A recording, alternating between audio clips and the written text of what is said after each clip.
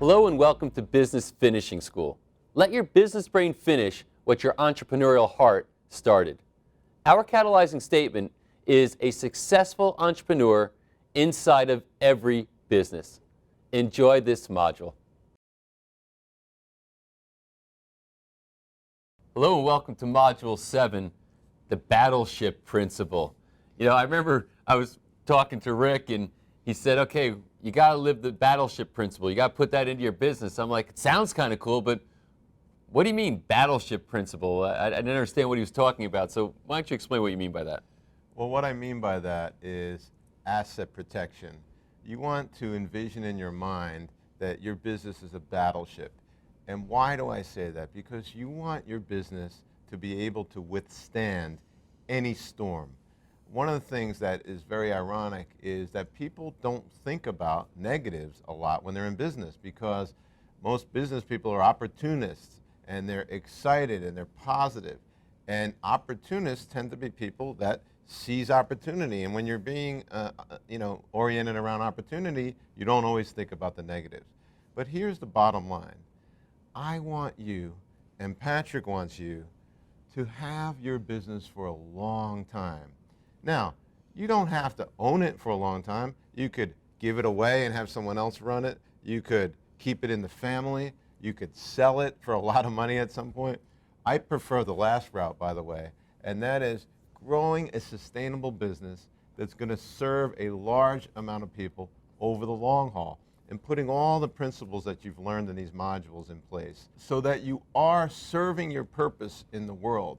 I believe that a business is a manifestation of someone's purpose.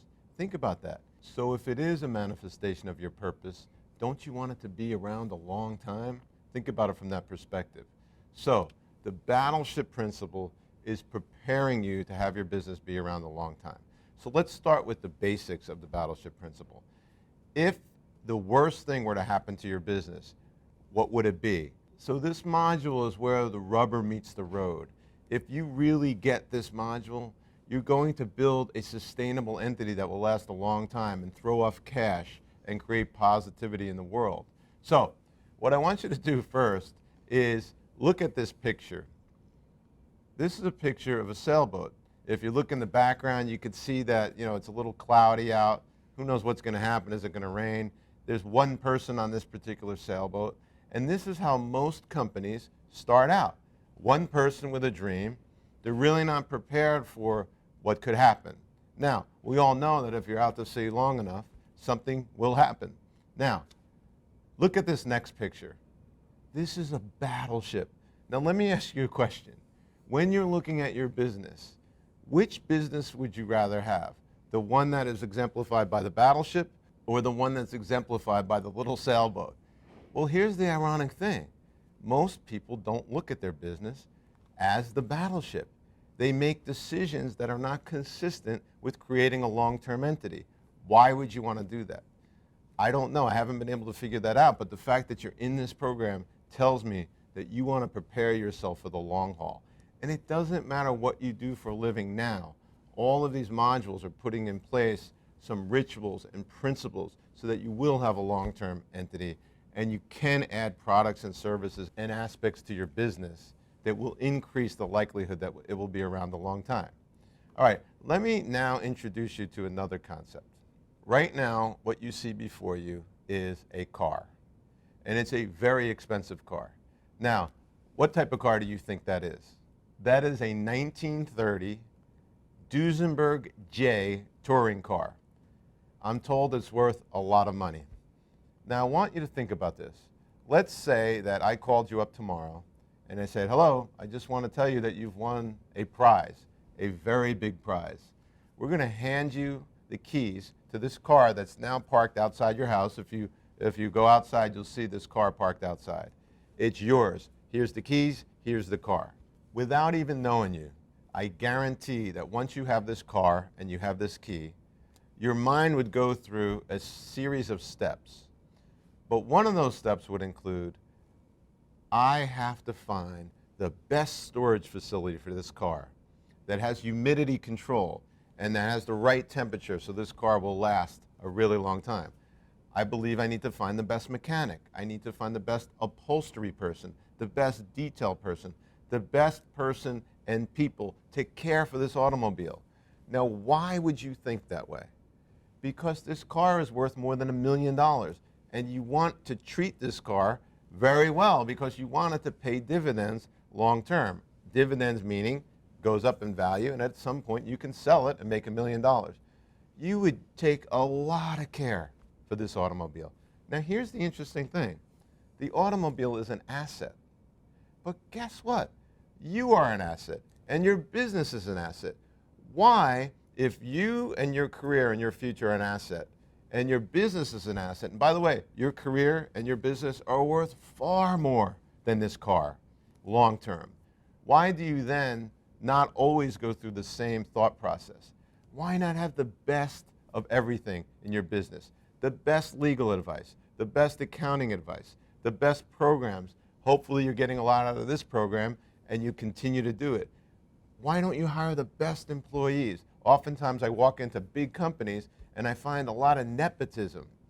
Well, if you're building an asset long term, why would you have a lot of nepotism at the top? It's okay to have that somewhere at the bottom, but it's very hard to sell a business where there's a lot of nepotism at the top. Think about that.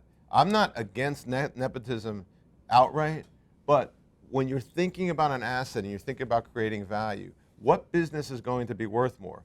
One that has the best employees, vendors, clients, and all long-term oriented processes, or one that has a lot of nepotism at the top, that has the worst of everything? Here's the point of this exercise and this part of the module. I want you to think of your career and think about yourself and think about your business from the perspective that it already is worth far, far more than that automobile is.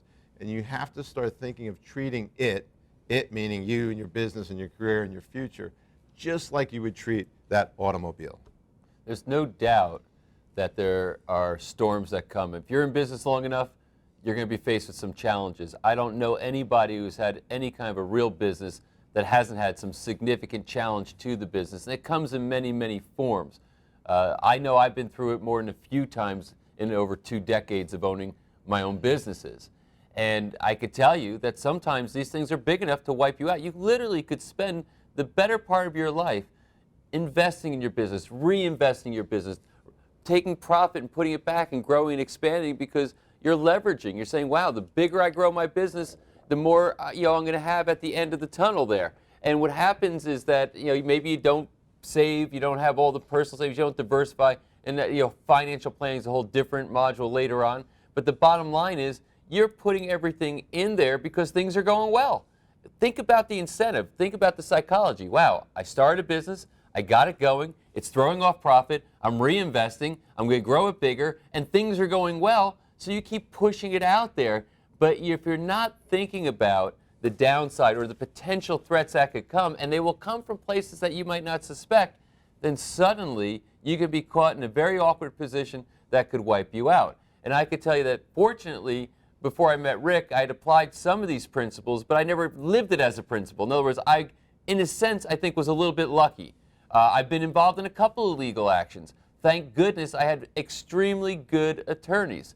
I'm honest, I'm ethical, I do the right things, but not everybody else does. You get sued from places that you don't expect, and the suits have no merit. I can tell you one lawsuit went on for over 1.5 years.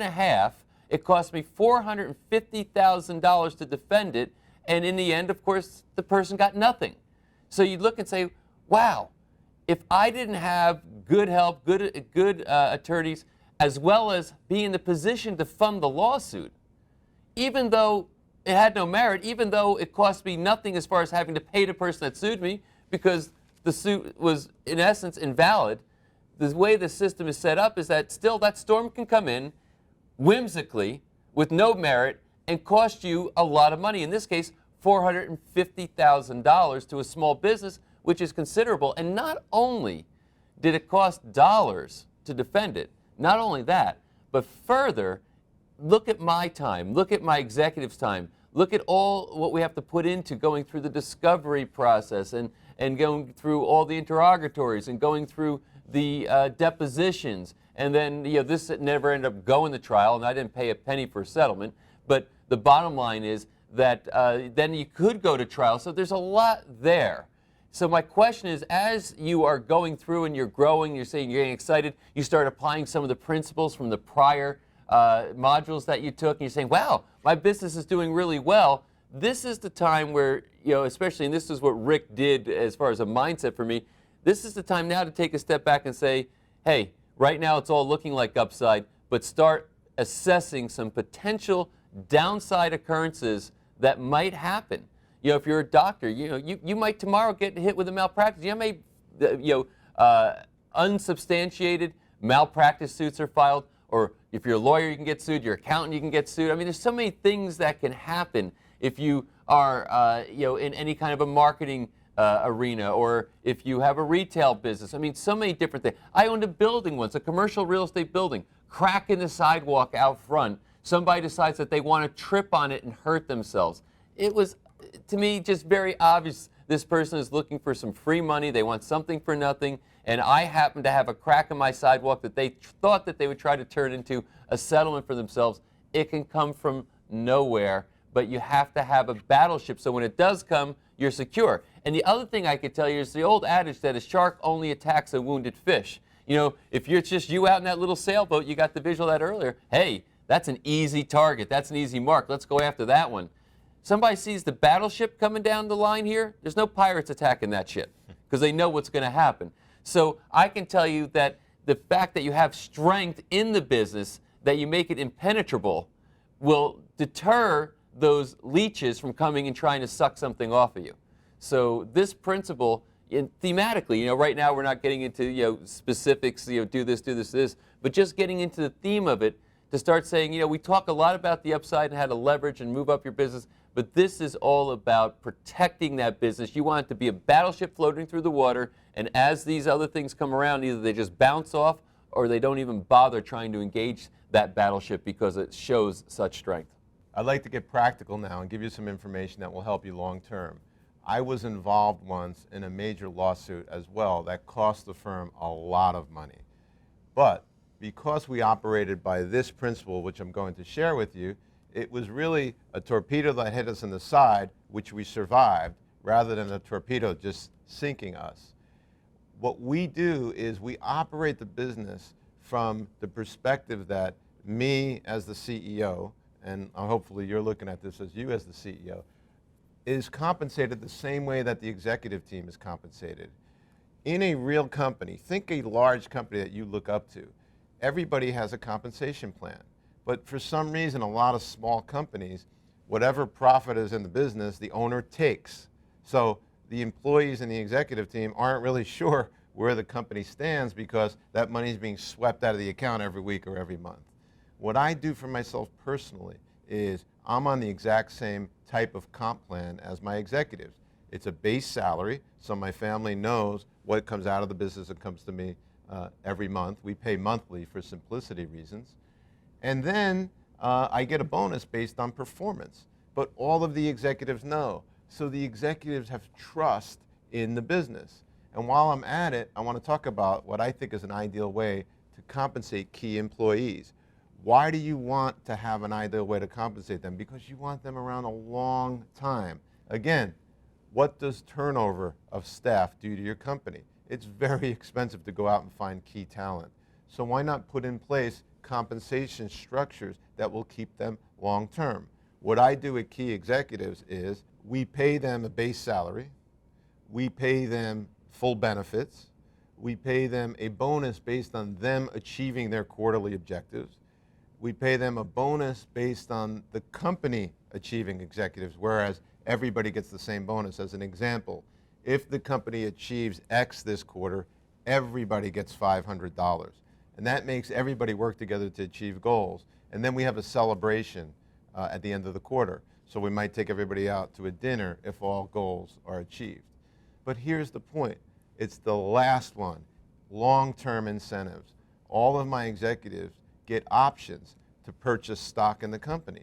If someone has a long-term option plan, or you could even have a profit-sharing plan, you could take a small amount of your profit and put it in a side account and say to your key people, at the end of 10 years, whatever's in that side account, on your 10-year anniversary, you get 5% of that amount. So it has everybody focused long term. And there's more about this in the implementation guide. It's very, very important to compensate your key people for the long haul, because without turnover, your company has a greater chance of withstanding any storm. Now, here's the next phase of practical items I want to share with you. I was in a group in 1993 of 11 business people. Everybody owned a business, and we would meet monthly to share ideas. It was a peer group.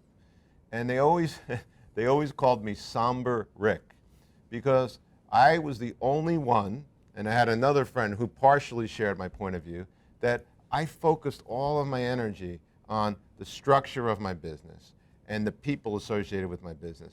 And I very, very rarely talked about revenue. Now, here's the interesting thing about this point. All the other people focused exclusively on revenue. It was interesting. Every time we came to the meetings, we would go around the room and say, how are you doing? Oh, revenue's up. Oh, revenue's down. Oh, we got this new product. All of their energy was focused on the right side. I call it the right side because that's how I'm envisioning it in my mind.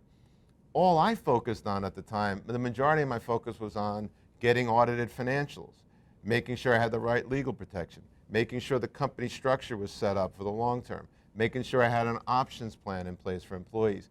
I always focused on that side. And they always said, Somber Rick, you never talk about revenue. And the fact is, I read a book a long time ago called Built to Last.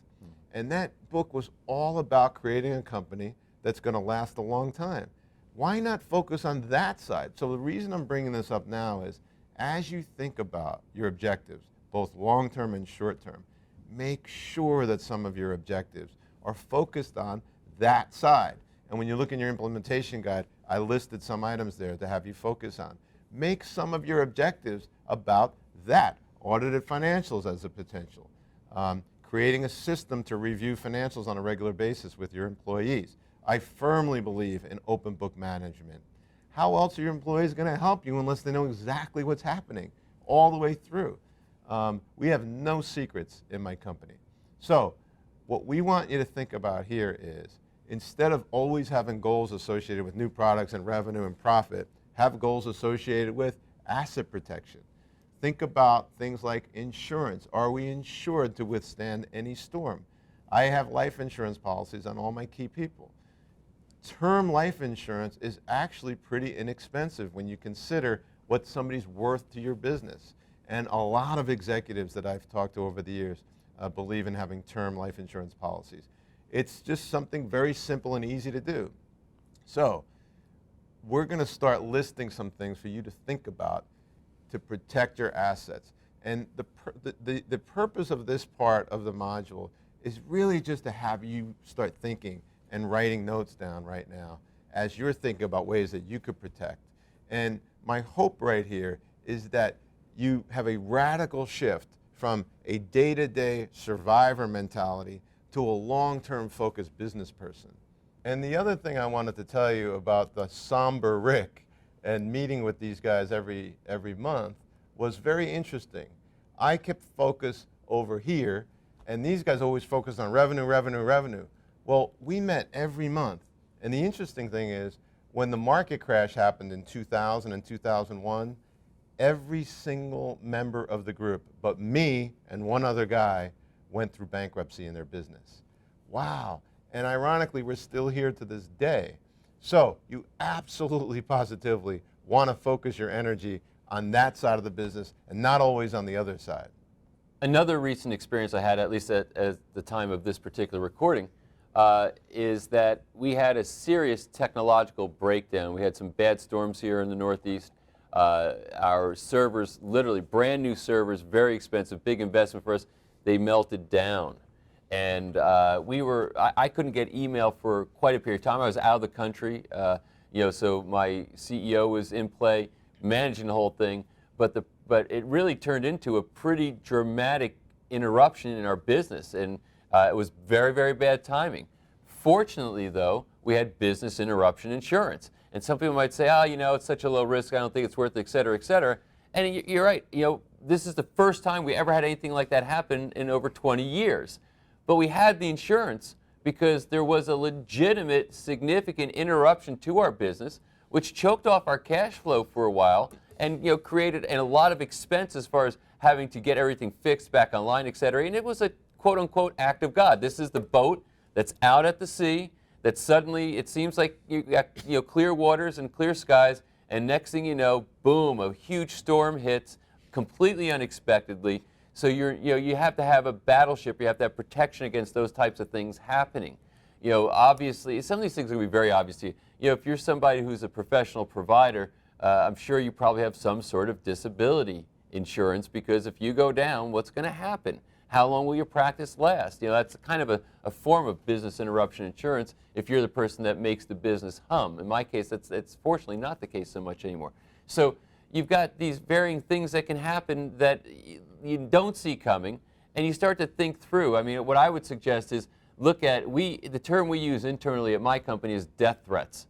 What are our death threats right now? Another example, if there's a bad economy, and I got caught with this one, I'm telling you what my own experiences are, and a lot of our business was dependent upon the third-party credit markets. People borrowed money or leased to be able to buy our product.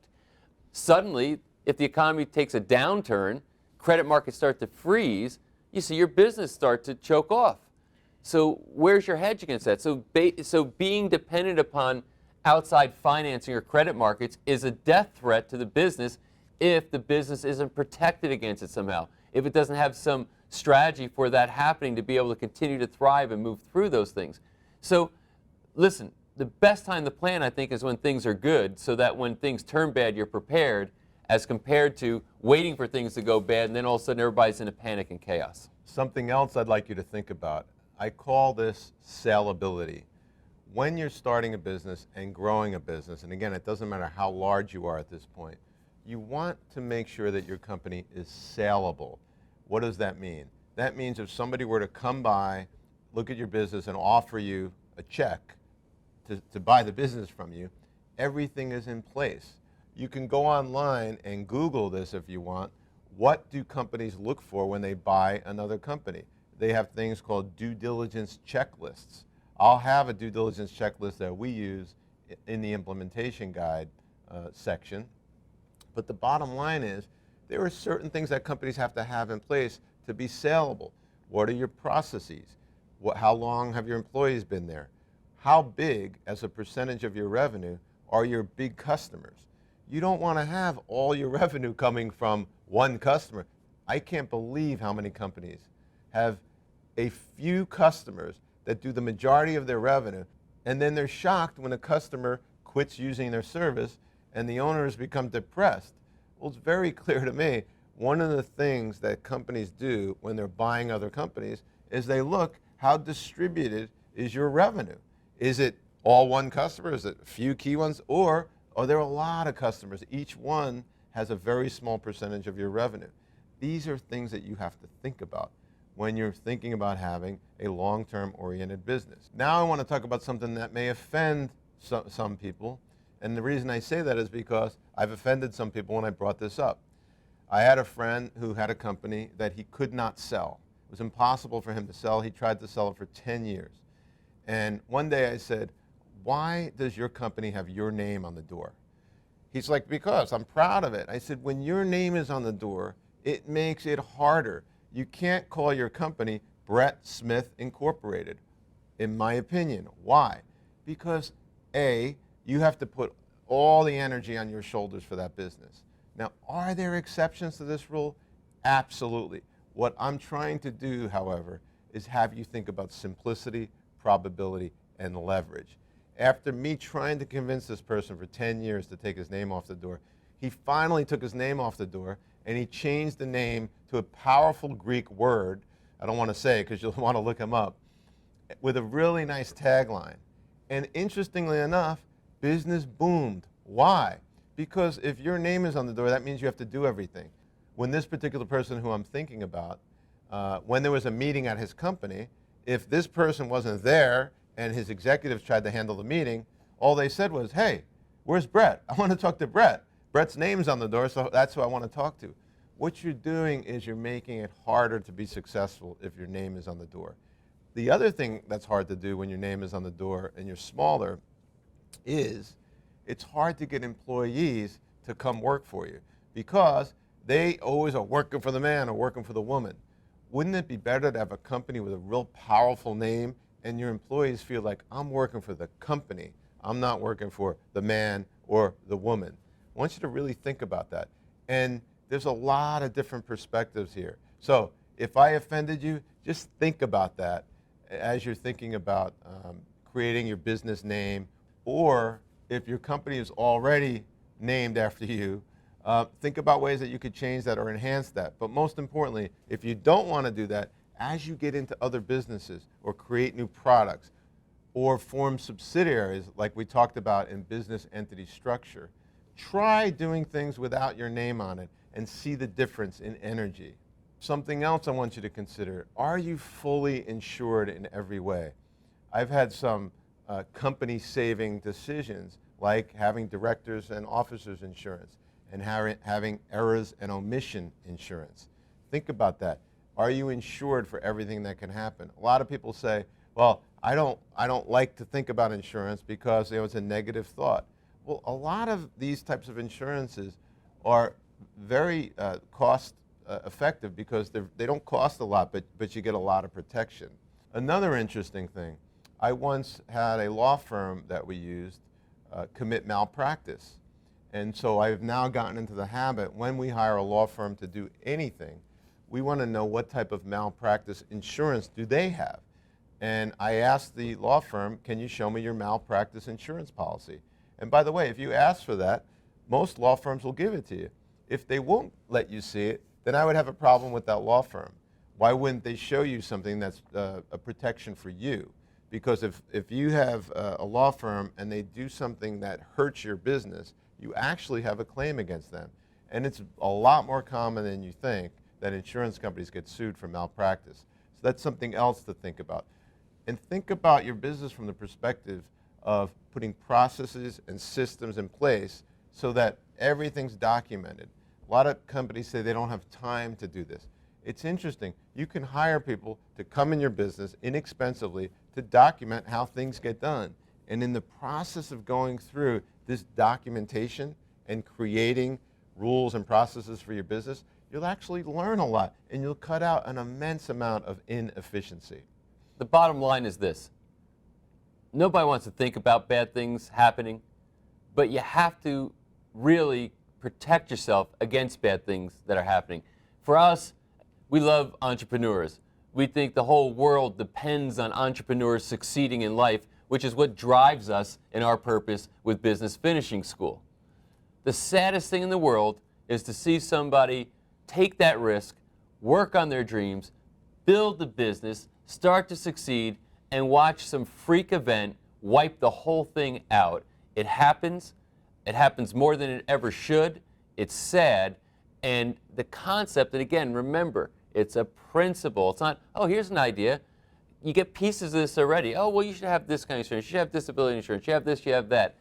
That's all just basically getting advice from people piecemeal. I think it comes to a step back where you say, this is a principle for my business. We build it into a battleship because so much of all the categories of my life and my future and my family, everything depends on this, and I'm not going to make it vulnerable. I'm not going to ignore its vulnerabilities. I am going to take control of it and protect it so that it can't get knocked out of the game. That's what this principle is all about. It's a theme, which is another lens that you get to look through toward your business. I believe that entrepreneurship is the purest form of self-expression. Think about that. A human being is expressing themselves in the world through their purpose and through their business, and others are writing checks to them in exchange for that. That is incredible. And I get emotional thinking about how a successful business, how your business is impacting the world, and people are actually giving you money, and they're trading their hard-earned money for the value that you're creating in the world. So I want that value to be around for a long time, and I hope that your business increases in value as a result of this module and all of the modules. So I would be remiss if I didn't remind you of simplicity, probability, and leverage. And now we're going into the applications. Now let's talk about some applications for the Battleship principle. And there's a variety of them here, and of course it's going to be contextual to the type of business you're in. I could tell you, for example, doctors. I mean, standard stuff, if you're in some kind of a practice, malpractice insurance is going to be important to you. Disability insurance is going to be important. Those are obvious ones. I think they're pieces that you probably already put together. But there's other things that practices have to look at, maybe not even just health type practices, but also maybe accounting practices, legal practices, etc. One of the things, for example, that has had a major impact on healthcare practitioners has been third-party reimbursement. And I've seen this with people that I know that are friends that are out there. They've had big, thriving, successful practices. Next thing you know, there's a change in work comp law. There's a change in the reimbursement schedules. There's a change just, with all healthcare reform or what's being proposed, and it literally threatens the very existence and profitability of those businesses. So one of the things you might want to think about, is there a way for us to get off of insurance dependency? Dental practices, for example, many times it went from insurance-based type of care that they would provide to more cosmetic type care. Other types of practices, chiropractic practices, medical practices, etc. They might say, maybe we can provide more wellness-oriented services that people don't expect third-party reimbursement for. So you start to consider, what are the death threats? Remember, we used that term. What is a death threat to your business right now? And you got to build a battleship so that you remove whatever that threat is. And of course, one of the areas you have to look at is, where does our revenue come from? And is there something that is not within our control that could cut off that revenue? And if that's the case, you have to see if you can create a strategy so that you can take control of the situation and not get wiped out in such a way. One thing that I'd like you to consider doing in this application section is, no matter what business you're in, we do something called a SWOT analysis. And I actually review the SWOT analysis with my executive team monthly. And a SWOT analysis is simply SWOT. And we keep a list of the S's, which are strengths, the W's, which are weaknesses, the O is opportunities, and the T is threats. There's more about this in the implementation guide. You want to constantly survey the landscape to see what threats are there, what's out there. Can the economy change? Are all of our resources devoted to one client or a handful of clients? What happens if these major clients leave? So what I have in front of me is a list of things that I think that you need to think about as you go on this journey to becoming a battleship, and have a picture in your mind of that little sailboat, because a lot of entrepreneurs operate that way. Even entrepreneurs in big companies, they have a sailboat mentality instead of a battleship mentality. And the purpose of this module is to get you to become a battleship. So I'd like you to do the SWOT analysis, start with it, and then on a monthly basis, review it with your executive team. For sure, we talked about the war room in the principal part of this module. So apply the war room, and that's where that comes in. A part of the war room process is doing a SWOT analysis with the team. And interestingly, who sees what are strengths and weaknesses, opportunities and threats? It will vary from different key players in the organization, but I think that's a very important part of what to inculcate into the war room process. I would form a community of people, maybe people that are doing this program with you, or colleagues that you have in other parts of the United States or the world that are doing this program with you, and have them brainstorm with you about ways to become a battleship. Also, following these modules, a lot of people have reported that when they do the modules in the implementation guide, it moves them over the hump and it moves them down the road in their business. Don't just watch the videos, do the module implementation guides as well. Rank your customers by size.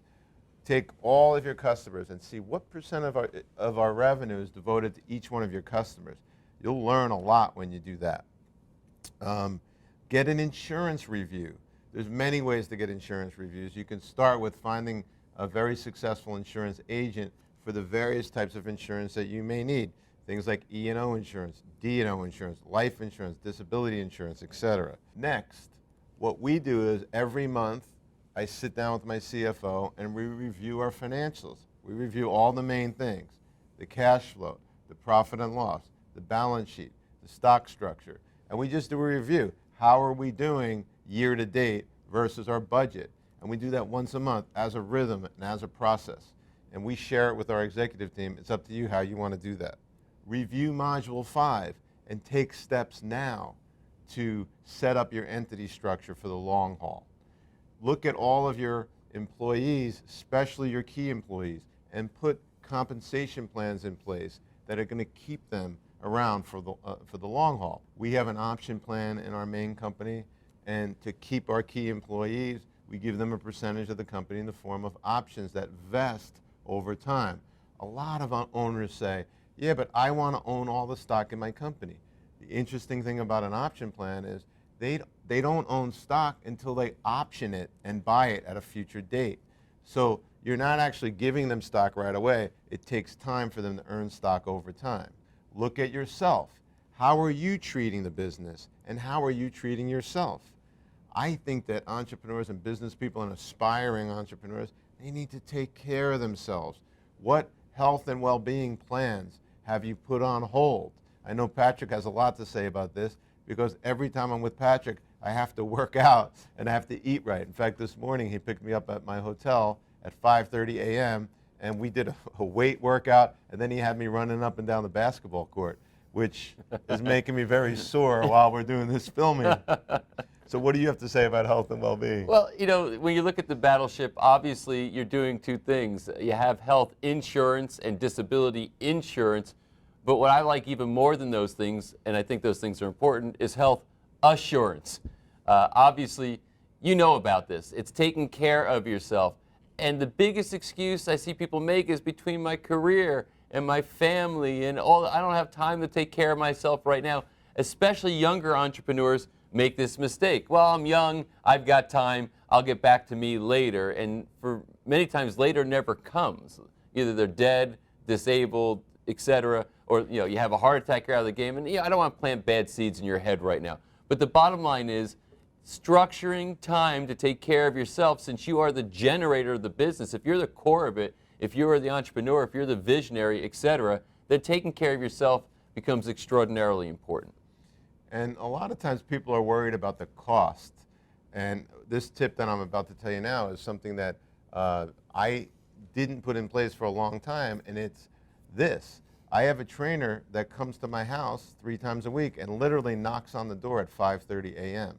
I always had the excuse that I didn't have time. Well, you're never going to have time. Life is always going to be busy. But what I say is you can't afford not to do this. My trainer comes and knocks on the door at 5:30 a.m. I work out for 1 hour. My wife and I have gotten into yoga recently, and we didn't have time to go to the yoga studio. So we found an inexpensive local girl, and she comes to the house and teaches us yoga in the evening once the children are in bed. And believe me, we lead very busy lives, but there's ways to get around it. And I've actually introduced that idea to a lot of people, and they're doing the same thing. Trainers coming over, yoga coming over. We hired someone inexpensively to come to the house and teach us how to cook more healthy food. So there's ways to do that. But I want you to consider the fact that your body is an asset. And if you think back to the billionaire mind, wow, was that important to these people? To eat right, to exercise, to do some of the tips that I'm talking about, like having trainers and yoga instructors come to their home. But now let's talk about the business, and how do you want to set that up so that it's healthy? Well, when you look at the implementation guide, we'll show you ways that you can make your business more healthy, some of the rituals and habits that you put into the culture. You want to make sure that you processize your business. I made up a word, but what that means is you want to process for everything. Have your business be more of a process that automatically happens. It's a lot easier to sell a business down the road and create value in a business if you don't want to sell it down the road by having processes and having things happen automatically. When you look at a company like McDonald's, what you'll see is that everything is processized. That's why they're very successful with 16 to 18-year-old people running every aspect of the store. A lot of small entrepreneurial businesses avoid doing that. A lot of big businesses avoid doing that. I say that you can't afford to not do this, because long term, you're going to reap lots of benefits. And we've talked about it earlier, but why continue to pay tuition? Tuition is money that's lost and it's gone. If you put these processes in place, it will pay you back rather than you paying in the form of problems and chaos and lost opportunities, et cetera. You know, another value that I think is a Battleship principle, in essence, and I think you'll see it once I start to explain it, is the concept, or really just the term that stays in my mind all the time, called relevance. Your business needs to stay relevant, and you should constantly be checking for that.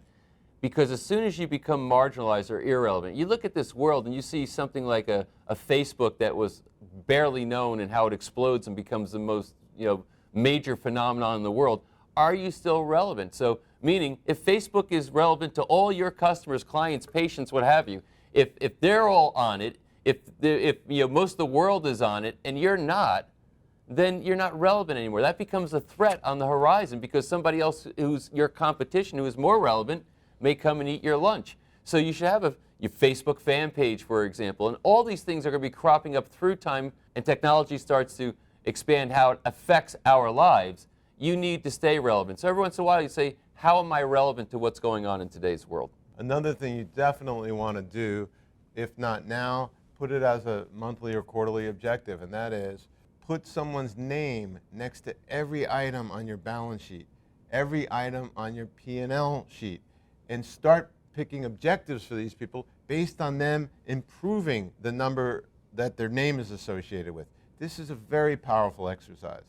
And I want to tie this whole module up by telling a quick story. We all know that there was a massive crisis with banking and mortgages, and it almost took down the whole U.S. financial system when it occurred. Well, I read an article in a paper recently about a bank that actually sailed through completely unblemished. And this was a bank that processed a lot of mortgages and could have had a lot of risk. But because they did a SWOT analysis every month with their executives, they already had a plan in place for what happens if home prices rapidly decrease in value. This was one of the only banks in the United States that actually was prepared for home prices coming down. All of their peers got destroyed during that crisis, but this one bank, who took the advice that we're giving you here in this module, they may not have called it the Battleship principle, but as Patrick always says, these are universal principles that work. So good luck applying these principles to your business. So now it's time to download that implementation guide and put it to work for you. I know that in this module, thinking about the downside maybe isn't as much fun as all the other principles we've been teaching, but the peace of mind that it will give you when you are cruising that ocean water in a battleship is worth everything to you, your future, and everything that you care about. So take this module seriously, go to work on it, build your battleship, and you'll have the peace of mind to sleep at night and go to work in the morning without any angst and anxiety. Thanks for being a part of Business Finishing School. Thank you for watching this module of Business Finishing School. Let your business brain finish what your entrepreneurial heart started.